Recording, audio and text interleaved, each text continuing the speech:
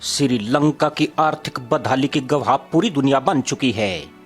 देश में आपातकाल की घोषणा कर दी गई है। राष्ट्रपति देश छोड़कर भाग चुके हैं। देश भयंकर आर्थिक संकट से जूझ रहा है। लोगों के लिए भोजन और दवाइयां जैसी जरूरी चीजों को खरीदना भी दूभर हो गया है। अब ऐसी स्थिति का अंदेशा एक और पड़ोसी मुल्क पाकिस्तान के लिए लगाया जा रहा है। पाकिस्तान में हालात श्रीलंका से भी ज्यादा बदतर हो सकते हैं। पाकिस्तान में एक तरफ विदेशी कर्ज बढ़ रहा है, वहीं दूसरी तरफ विदेशी मुद्रा भंडार तेजी से कम हो रहा है। नकदी संकट से जूझ रहे पाकिस्तान को निकट भविष्य में गंभीर आर्थिक दिक्कतों का सामना करना पड़ सकता है। उस पर बढ़ रहे कर्ज के बीच पाकिस्तान का विदेशी मुद्रा भंडार तेजी से खाली हो रहा है।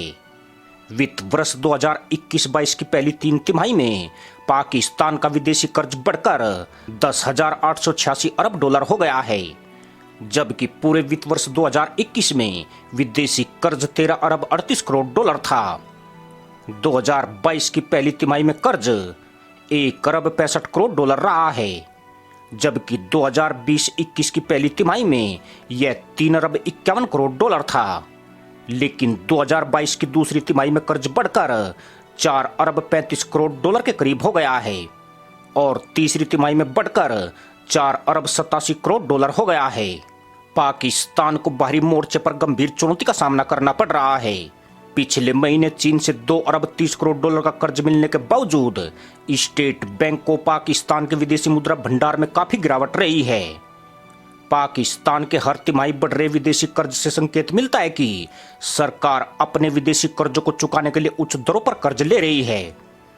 स्टेट बैंक को पाकिस्तान के जून महीने के डेटा के मुताबिक पाकिस्तान का विदेशी मुद्रा भंडार लगातार कम हो रहा है। पाकिस्तान की मौजूदा सरकार ने यह खुलासा नहीं किया है कि उसने किस दर पर चीन से 2 अरब 30 करोड़ डॉलर का कर्ज लिया है, लेकिन कहा जाता है कि इस कर्ज पर चीन 5% से भी ज्यादा सूद लगाएगा। पाकिस्तान की पीटीआई सरकार के सत्ता हटने से पहले ही चीन इस्लामाबाद को कर्ज देने के लिए तैयार था, लेकिन देश में शहबाज शरीफ की नई सरकार के गठन के बाद भी चीन से कर्ज मिलने में 2 महीने का इंतजार करना पड़ा। पाकिस्तान का वित्तीय क्षेत्र और अन्य हितधारक अभी भी चीन से मिले कर्ज की छिपी लागत से संतुष्ट नहीं है। बाजार को अंदेशा है कि चीन ने उच्च दर पर यह कर्ज दिया है।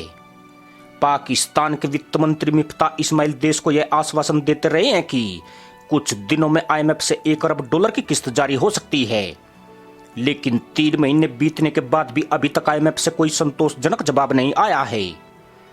आईएमएफ से फंड नहीं मिलने की स्थिति में पाकिस्तान को विश्व बैंक और एशियाई विकास बैंक से भी परियोजनाओं को लेकर फंड नहीं मिल रहा है। चीन जानता है कि पाकिस्तान कर्ज नहीं लौटा सकता है और आईएमएफ पाकिस्तान की मदद करने की जल्दबाजी में नहीं है। यही कारण है कि चीन ने पाकिस्तान को उच्च दरों पर कर्ज दिया है।